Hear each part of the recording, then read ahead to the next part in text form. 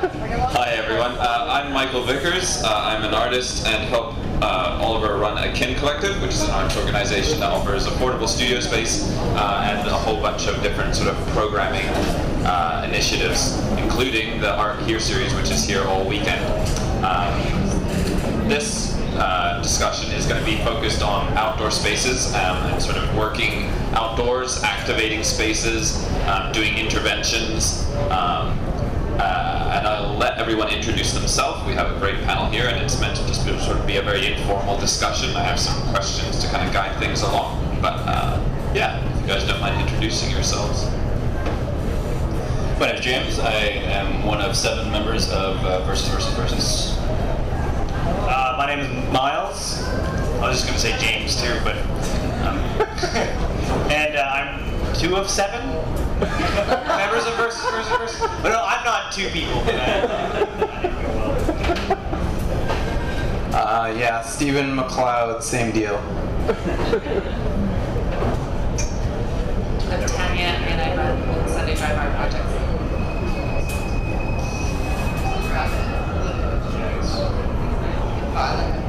There we go.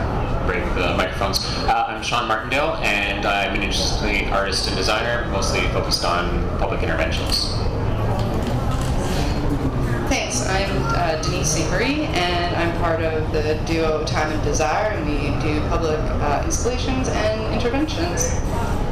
My name is Timothy Walker. I'm the other part of Time and Desire. Right on. So jumping into it, my first question is a very broad one. I think a lot of them are more broad to leave room for discussion. It's sort of what are some of the biggest challenges with working in an outdoor space compared to a conventional white cube or somewhere indoors? Obviously, when I was cabbing over here, I thought about the weather is going to be one factor, but if any of you could sort of speak to just how you have to approach doing a project outside of the white cube a little differently. Anybody? Rock, paper, scissors? At least he's holding the mic. I don't know. Sometimes I find it easier to do stuff outside. You know, you have more stuff to respond to. Oftentimes, I find. Though it really depends where. I mean, I'm sure we can all talk about working with the city. Just permits in general, you know. What sort of issues with the city? Like, Well, I mean, it's really just a matter of like having to get lots and lots of permits and things. Like if you're, for instance, working in a park, it's often the case that you will need a permit to do just about anything in the park.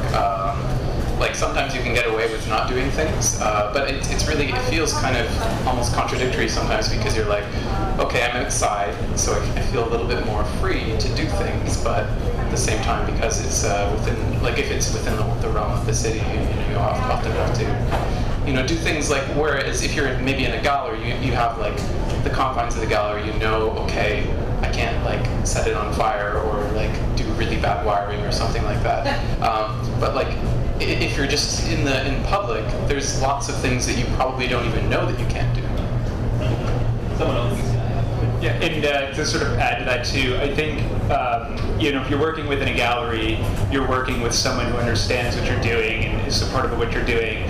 But especially when you involve the city, you end up dealing with people who perhaps don't really get what you're doing, and they can be very discouraging, which is why, I mean, from our perspective, it does tend to be easier to just kind of avoid that whole scene and just go and do what we want to do.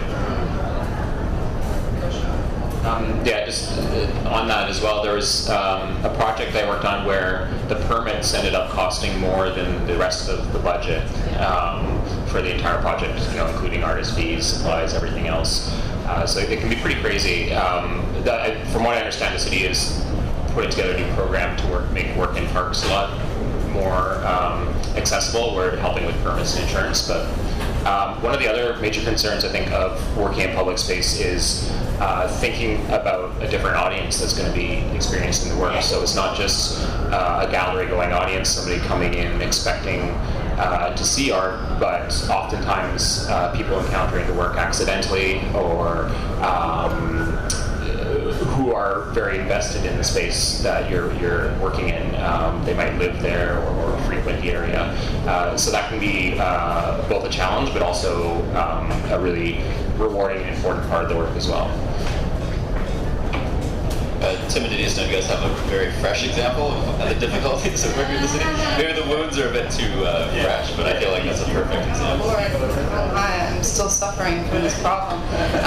We curated here the art installations for Art Now, and unfortunately, very close to the date, 2 of the 5 works were revoked by the city. We didn't really get like a full explanation, but there is issues working with the city, because I do believe that there's a lot of loopholes that even go further and up and up and up the chain, and so maybe someone here approves it, but then they also want someone else to approve it, and then they want to send it to a different desk, and then that desk, like maybe they don't feel confident, so they want someone else to sign off. So it just sort of does this tragic sort of experience. So we had 2 artists, one of which was Sean, that couldn't come to or make it to present at the show. So it can be really difficult. It can be emotionally hard, especially when the work is so beautiful and so amazing and so good and has such a great heart. You know that everybody here would love it. They would have enjoyed it. But sometimes there's just somebody who's just afraid to say, like, yes, So, right.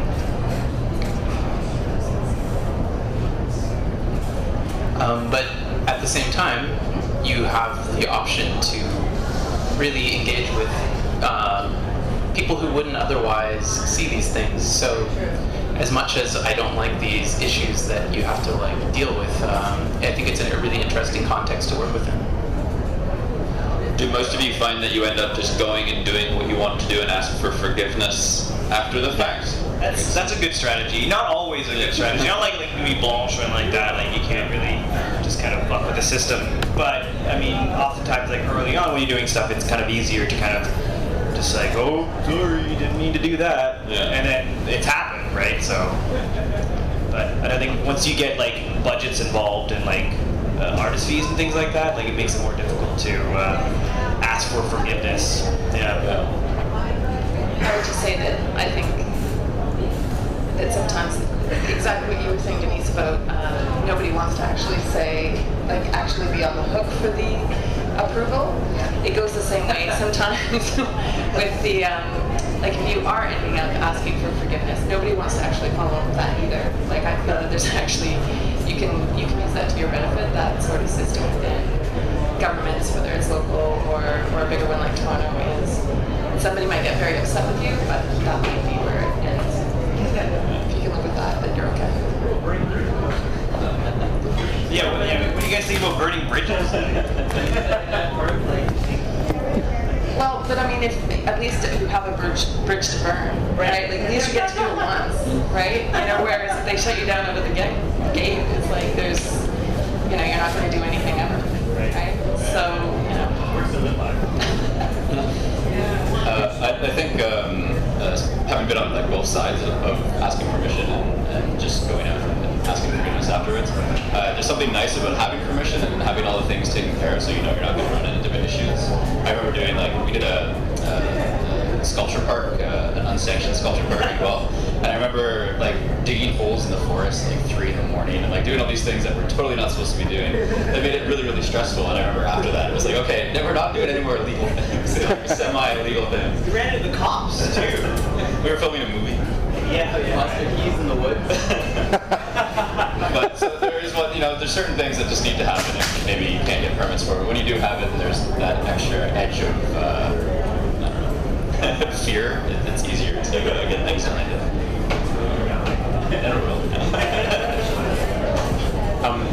I mean, when you also do unsanctioned work, I think it brings in a whole bunch of other factors that you have to be aware of. I mean, so I always try to research the work heavily and be really careful that I'm not going to put anything out there that could hurt somebody, for example. Even more so than when I'm doing a sanctioned piece, because it's my sole responsibility, and it's not like I can get insurance on something that's unsanctioned, right? If something were to go wrong, I'd be in real trouble. And I mean, that's not just because I don't want to be in trouble, but also I don't actually want to hurt anybody or do damage to things. But there are all these other factors that come into play when you're doing something without permission. You don't have the same sports, but at the same time, you don't have to go through all that red tape, and you can do stuff that's a lot more immediately responsive because you're not necessarily going through a long process as well. Yeah, I mean, I would agree with that. I just feel like sometimes when you're dealing with a government body or somebody who's giving you permission, they exclude all that responsibility. Like, they won't take on the accountability, or so like you need your own insurance and you are on the hook for it, and like all of it is still on you, and you're just getting permission. So I feel like the permission is different than a partnership. It's not. It doesn't absolve you from that stuff, and they don't actually check the work half the Although time. it's unsanctioned, you can't even get the insurance. So like, if you're doing something illegal to start with, that can avoid any. Right. I mean, yes, I guess it's different inside the city. Like, my experience is out in a small village where I was able to get insurance. Right. And I could get insurance to do whatever I wanted, but the permission from the municipality was completely different. And even if I had their permission, they would have taken on no accountability for anything or support. So I kind of just didn't do it. I feel like it's different for like a curator compared to an artist, because the curator kind of takes that responsibility, right? And we were just like, you kind of take on all all the stuff, and we're just sitting there going, it didn't work. Sorry. So like, I feel like there's a lot more pressure on the curator, because they're the organizer as well, right? Like, I wonder, I think it's harder. Well, I mean, I think it's different for sure. Like, it's definitely totally shitty to not be able to deliver what you said you were going to deliver for an artist, and like if you can't get the permission or what you were up against, like that's horrible. But yeah, like I also just feel like we can only do the setup, so it is much more logistical stuff. It is about the insurance and the space, and like, you know, we presented Sean's work just a few weeks ago, and the thing that we got in trouble for was that they couldn't mow around it properly, and so like they didn't mind where it was, and it was like on space that it wasn't supposed to be on. But the big issue was that like the guy who like cuts the grass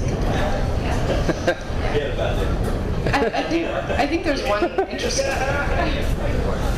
interesting point about doing work that is not sanctioned, and first of all, I'm going to point to Sean and say the base of our work has become from that true public interventionism, and I think the artists, or we, had thought more deeply on so many extents and levels before we put anything into public space, about the viewer, about the safety, about it being permanent forever. Is it going to be facing anything? Is it easy to remove?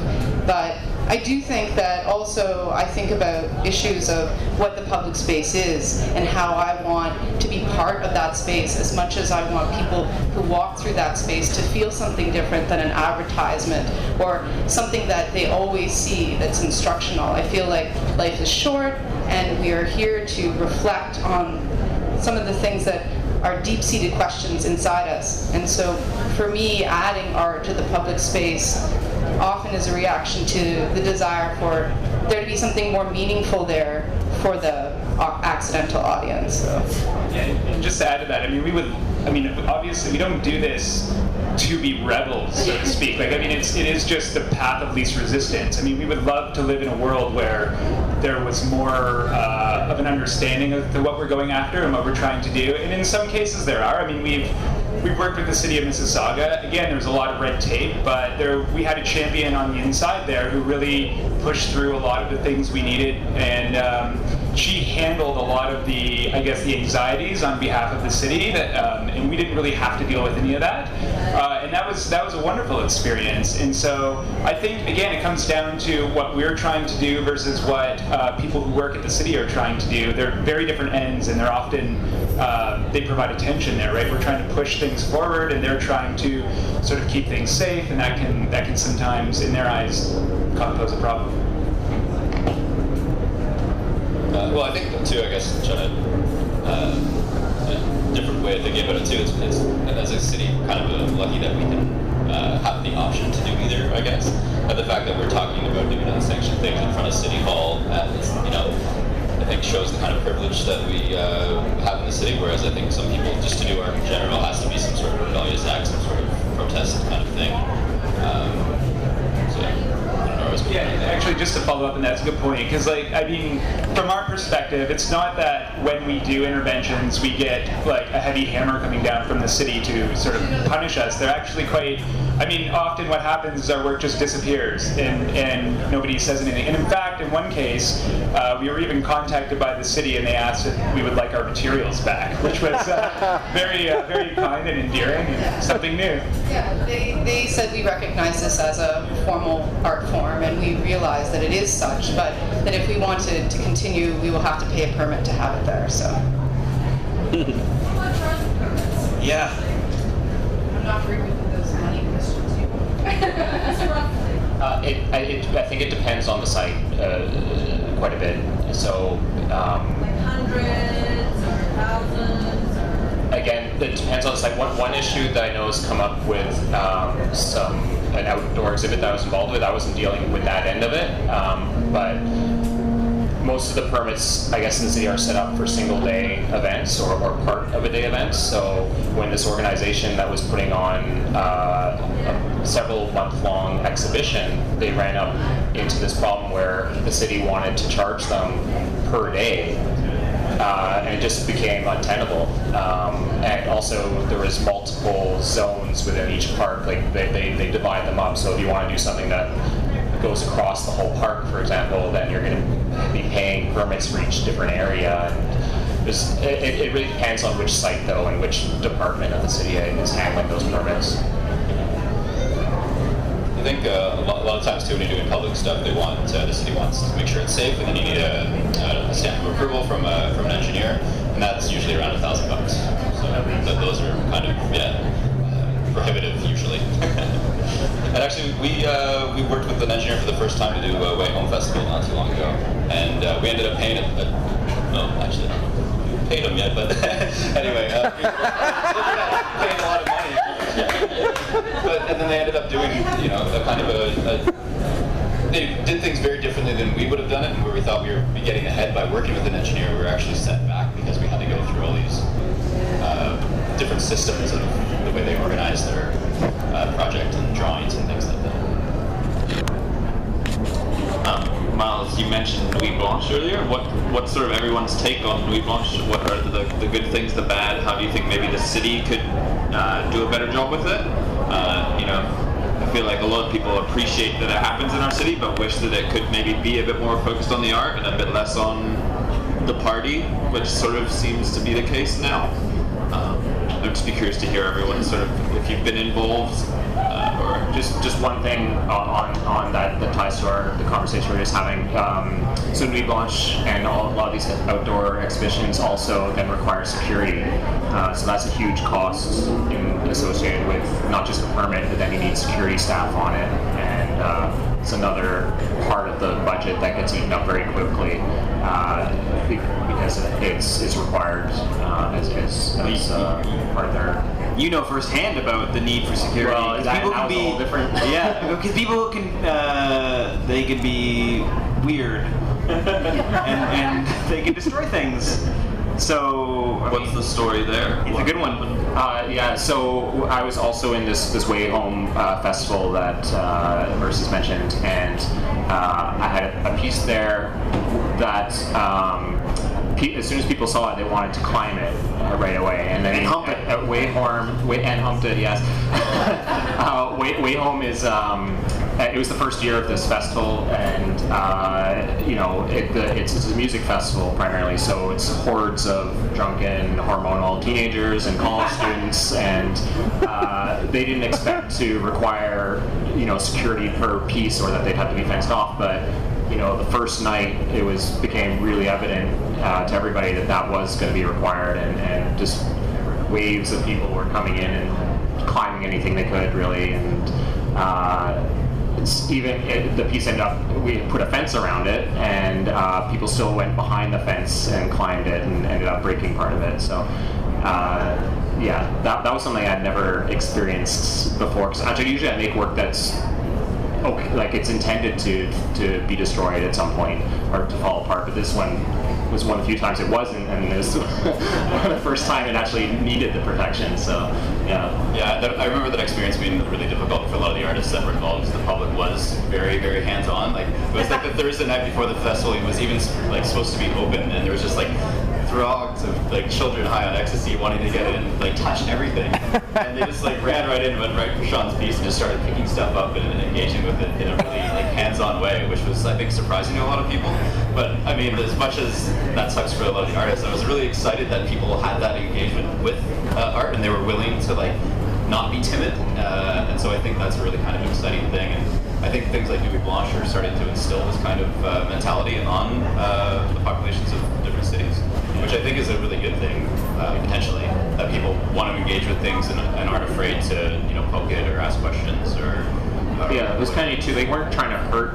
None of them were trying to destroy anything. It's just they didn't realize that this thing would get damaged and they could potentially get hurt if they start climbing on top of it. And people don't know how things are made, right? Yeah. Like people really don't know how everyone, because there's there's so many regulations and like safety things, which makes sense, but people sort of take that for granted and be like, everything, I can stand on everything, like totally fine. But there's usually an engineer involved, and that's what we did. We were like, okay, we got to make sure that 300 people plus can stand on this thing at once, right? Whereas your project, just plexiglass letters, people think like, oh yeah, sure. Best selfie ever. But I mean, I do like people getting involved in engaging in art in that way, and it's also breaking down barriers of the stuffy gallery kind of thing. And I think that as much as that's a cliche to kind of say, oftentimes there is that that barrier, and even in Nuit Blanche sometimes too, people feel talked down to, and they feel, I don't know, dumb, I guess, because they don't get the work or they don't understand it, and it's just beyond them, and then they just they get drunk and they get angry and resentful, and I think that if you can just sort of engage with the viewer on a sort of a very basic level and make them understand work with that, then that's good. I feel like I talked too much. But the nice thing too about that is that it can lead to a deeper understanding as well. And I think this is something that I really appreciate about working in public, is it makes you really think about how the work is appreciated, not just from okay, I can assume that my public is someone who has looked at similar things to this. And that doesn't mean that what you're making has to be dumb. It just means that it needs to be clear. And I think clarity is a really nice goal in art. I think from the one time we did Nuit Blanche, I think overall our experience was positive. The staff we worked with tried extremely hard to insulate us from a lot of bureaucracy that they had to deal with, as much as they could. We got paid to do the work, all these things that you don't get with interventionism, which is nice. But I don't know how much the whole drunken party thing can be solved by the city. I think last year they tried to spread it out more, hoping to, I guess, diffuse that a little bit. But to me, I think the more disturbing part is perhaps the ultra commercialization of the event that's starting to go on. I get, they're trying to sort of raise money for it and things like that to help pay the artists, and that's great.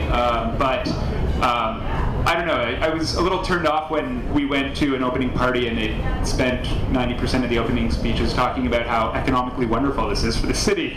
And I thought, I don't know if that's the intention behind this necessarily, or should be the intention behind this. Yeah, the last thing that I'm going to say, or I just wanted to touch on, is that I think that I did have a really great experience with Nuit, but that's because the piece that we put in, which was called Talk to Strangers, that piece I felt was deeply dedicated to the public. That was my intention. There was no other intention but to give that piece to the public. And so when I finally saw it realized, I was overly excited to, I felt like we made it and we could let it go. And then it became the people who were actually making the art. So, yeah.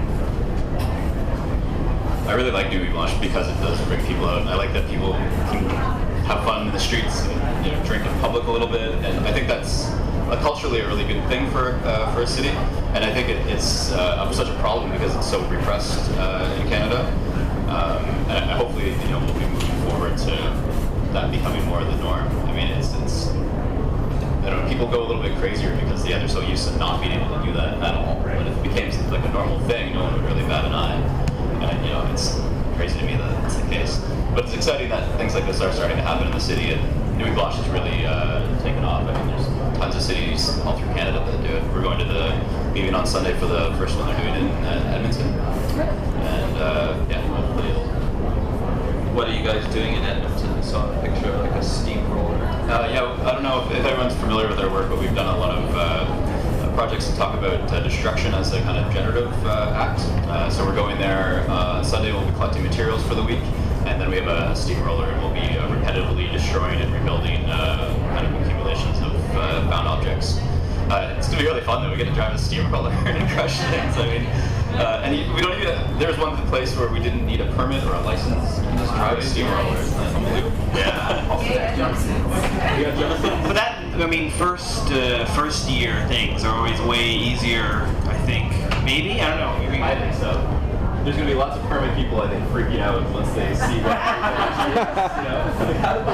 how to do this. Once we crush the cake. I don't know why cake is. Right on. You were speaking about funding and how commercial Nuit Blanche is. How do you guys fund a lot of your projects? Is it easy to find grants out there for interventions, or do you have to, what sort of support maybe do you even get from individual donors, or it's very easy to consider RBC or TD as far as supporting the arts because they'll, have corporate art collections, that sort of thing. Do they ever help support an individual, like a project like this? Or I can't imagine they do, but maybe I'm wrong.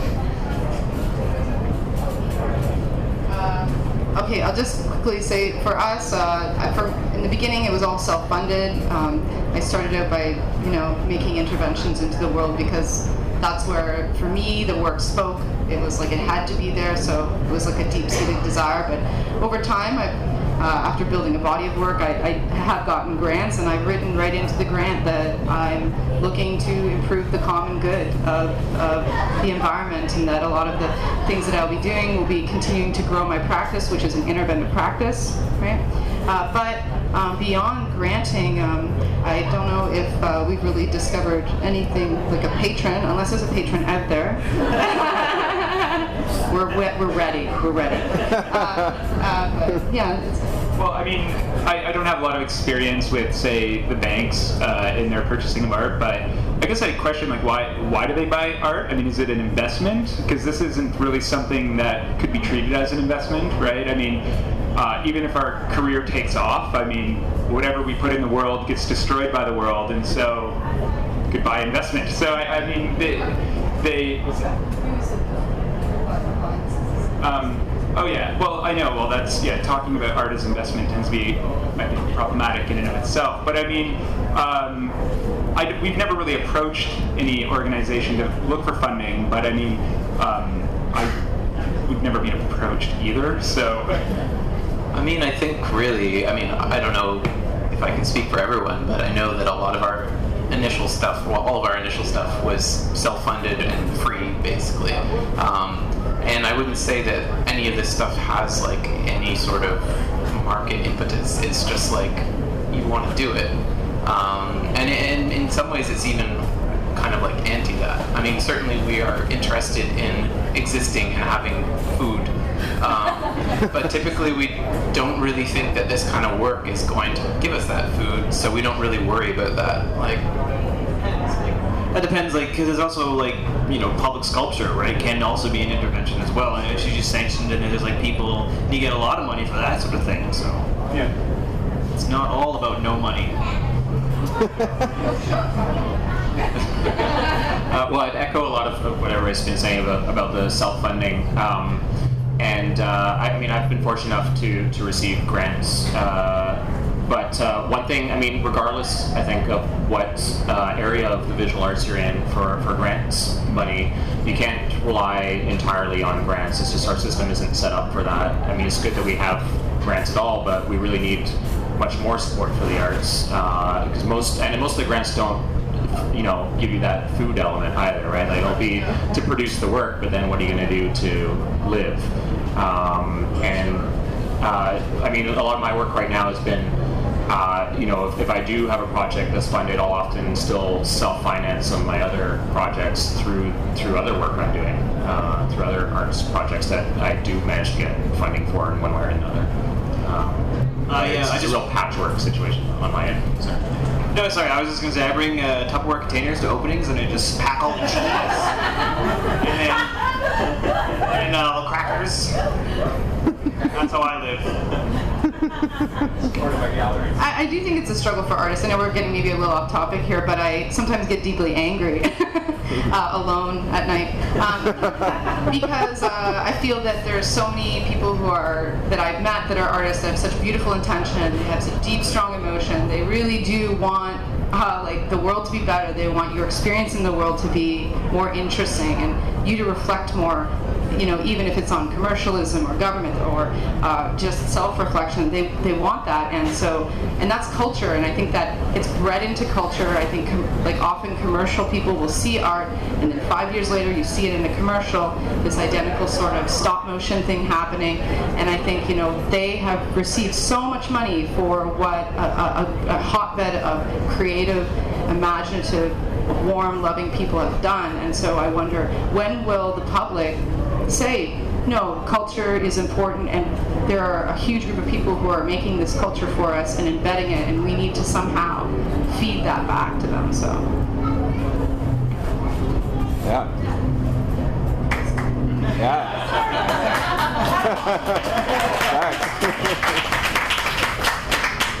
Drop the mic.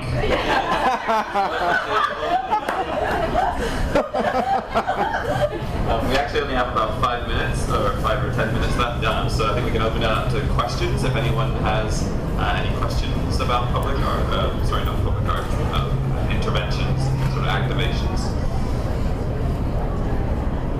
If not, Now, I know the city has a certain percentage set aside from development fees and condos and so on and so on. Are you able to access that money at all? Or is it strictly problematic? Yeah, it's tricky, and I think, correct me if I'm wrong, but I think that they have an option whether 3% goes to a public sculpture or a certain amount of the building is affordable housing, and they get to choose one or the other, and they often choose public sculptures. They can just get some artists to plop down some big bronze thing and maybe.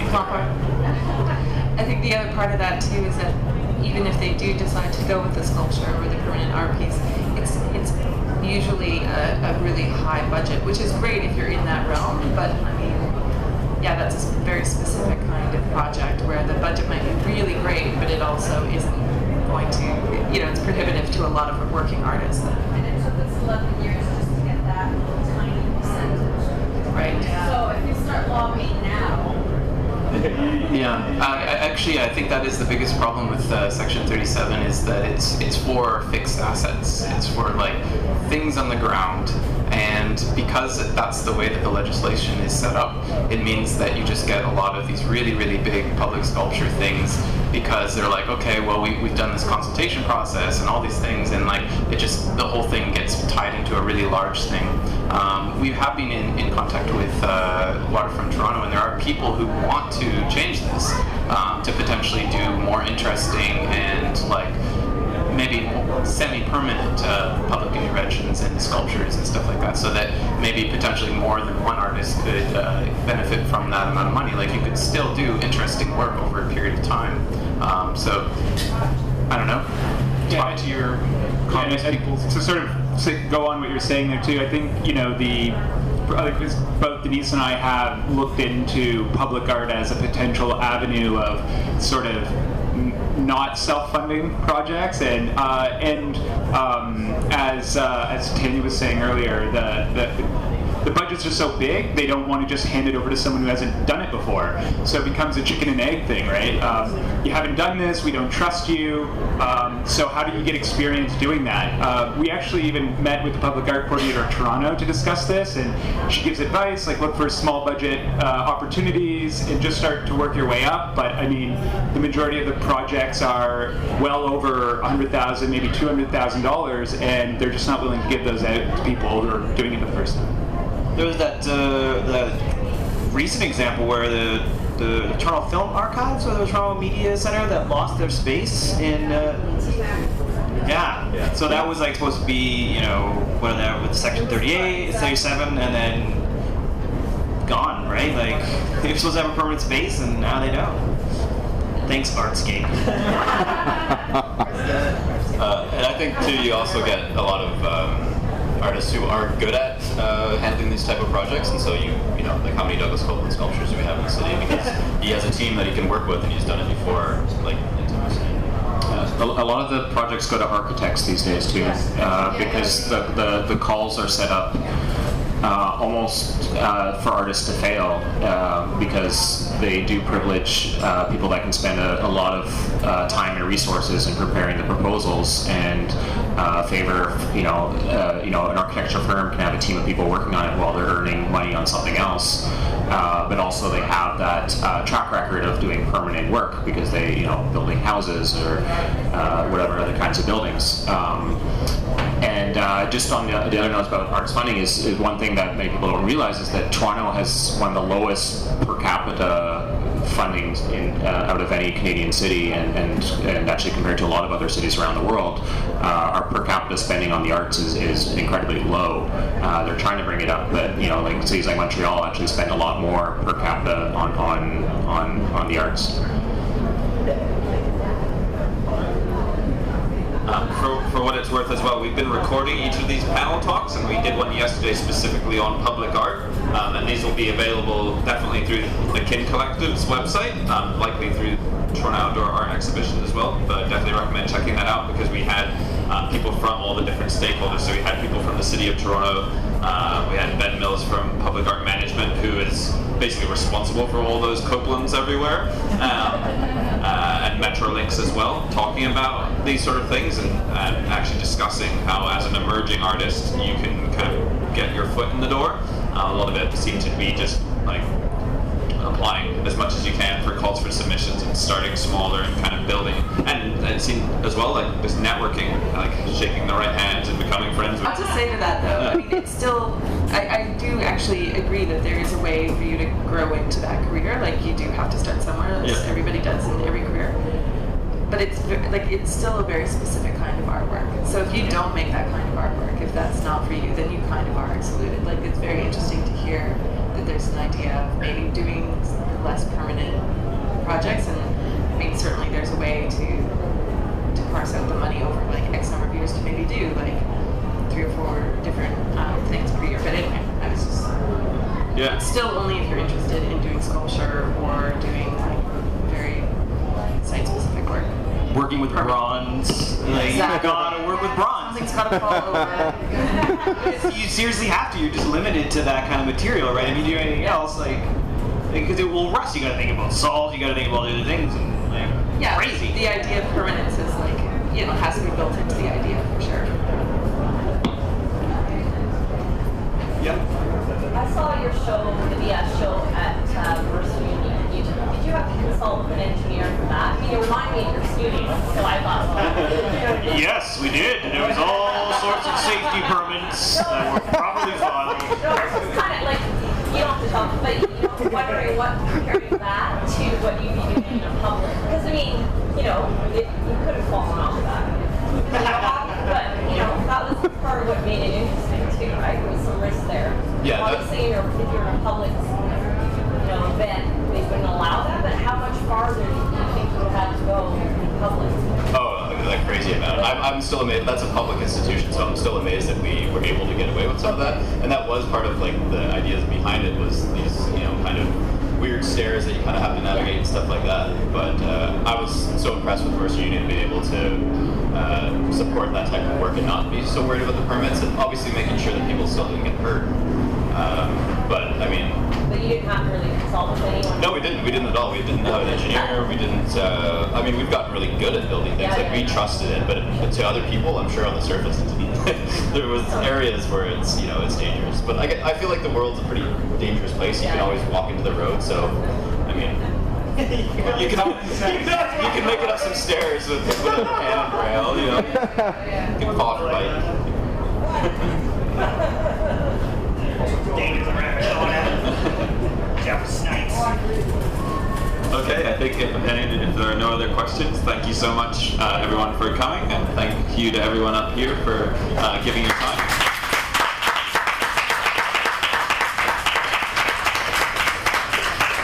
Just so you all know as well, at 3 o'clock, so in about 10 minutes, we're just going to take a quick break, and then we're going to have another discussion centered on performance art, and just sort of, again, all the different sort of varying issues or positives as well.